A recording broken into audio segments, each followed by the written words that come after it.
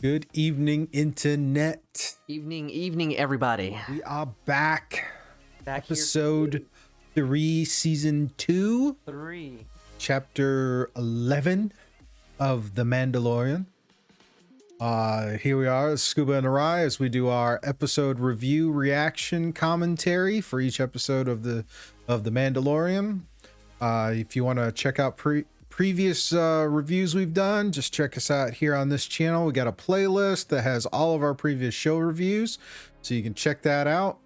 And if you like the video, please hit the like. Also hit the subscribe and the little bell notification if you want to know about future videos that we release on this channel.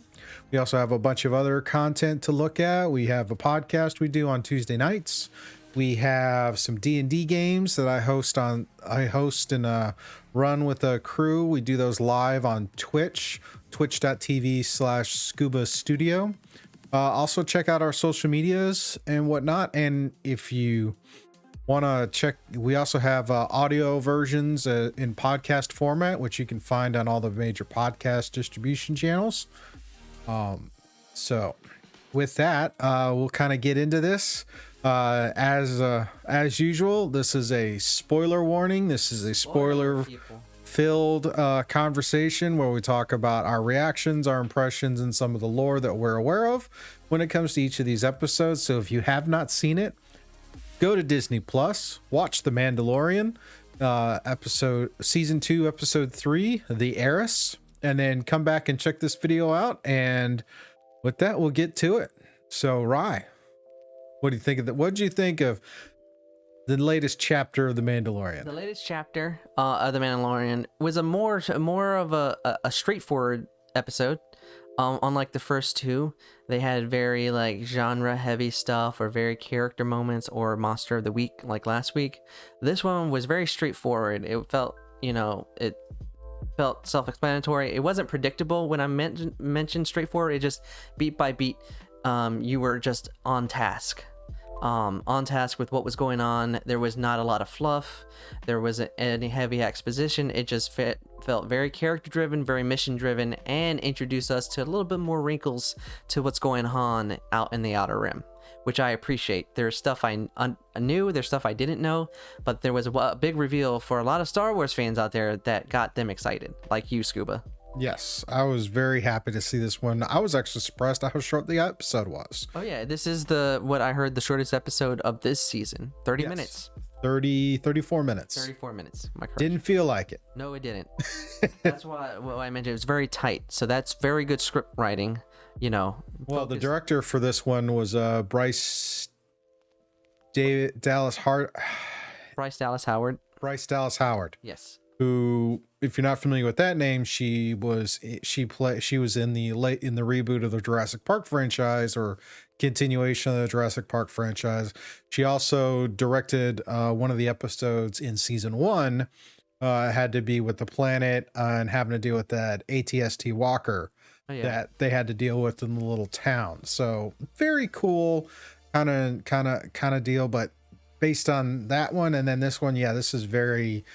We hit the ground, we just go boom, boom, boom. There isn't a lot of extra stuff, but there are some surprises and there are some twists and turns. Yeah, I think definitely a lot of twists and turns. It was great storytelling, and it gets us where Mando and the baby, they make it to Trask, bringing the frog lady and her babies to her husband, and then that's when Mando gets involved with a couple of locals that get him in contact with, through some evil means, I'm going to call that scene evil, in contact with other Mandalorians. Yes, and we actually, this actually is probably this was the last set of scenes from the trailer that we actually saw played out. Mm-hmm. So going forward for the next 5 episodes, it's completely unknown, but it is really cool. It did have a lot of great kind of reveals.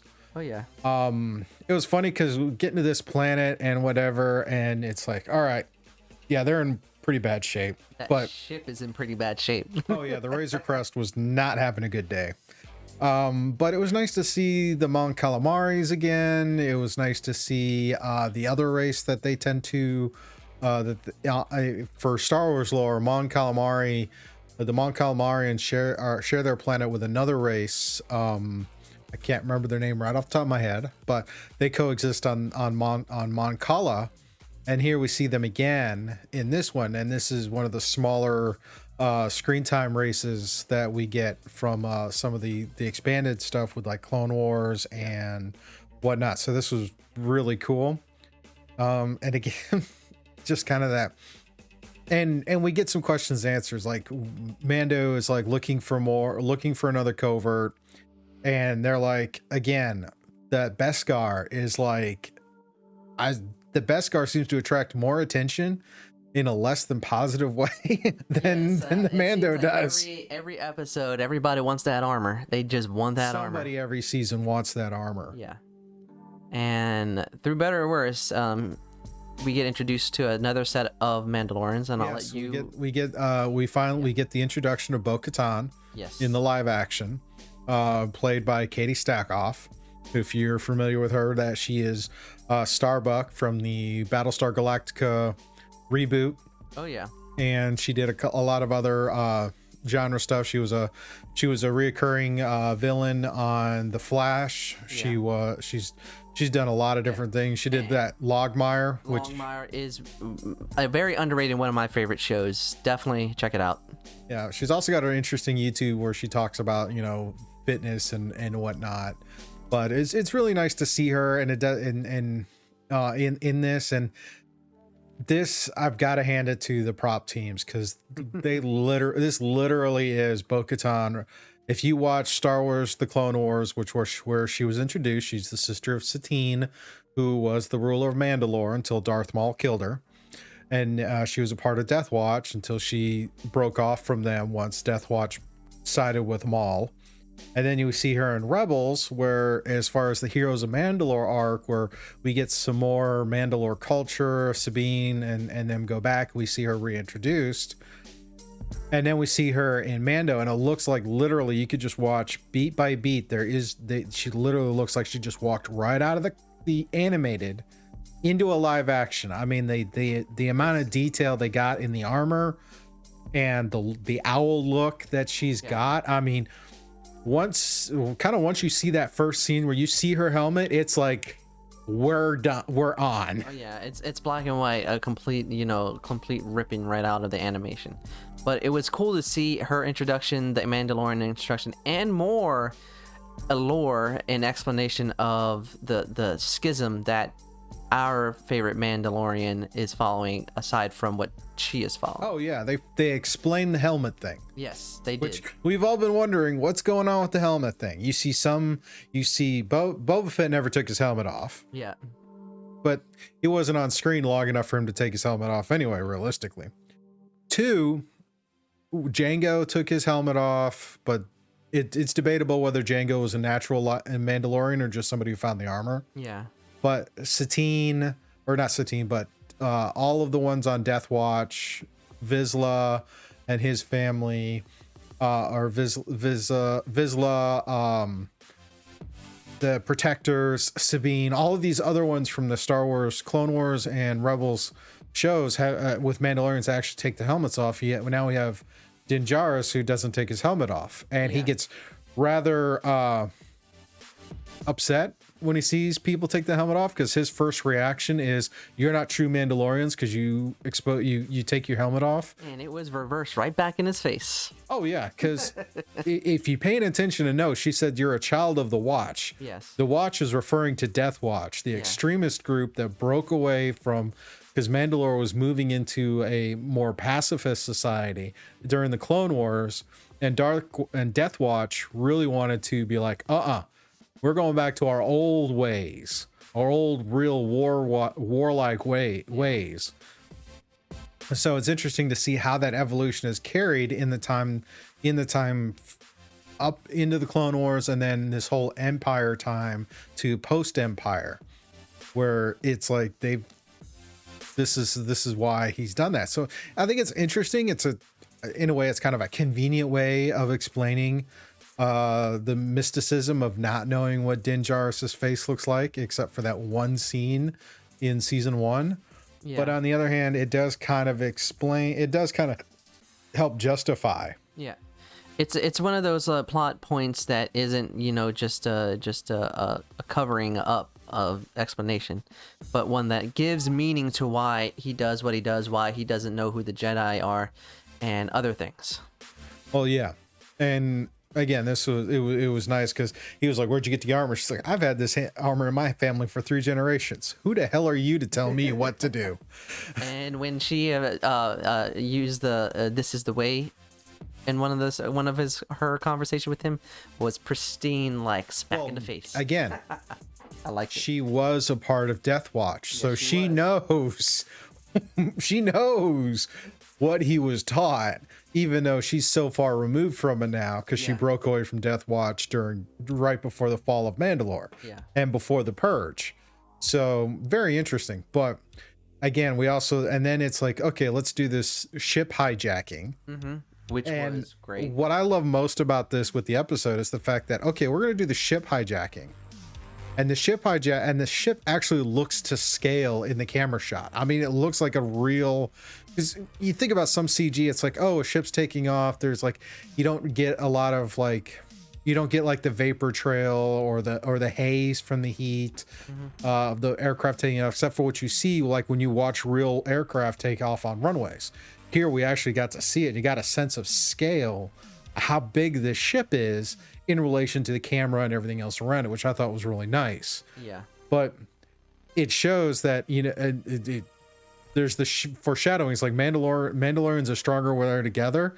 Mandalorians are freaking scary when they're together. Oh, yeah. Because, I mean, they go through in that ship, right? And it was like, for me, watching that whole sequence of them walking through the ship, I was sitting there thinking, as far as Din Djarin is concerned, he thought he was all that. And then there's these 3 that are like, yeah, hold my beer, hold my drink. Let me show you.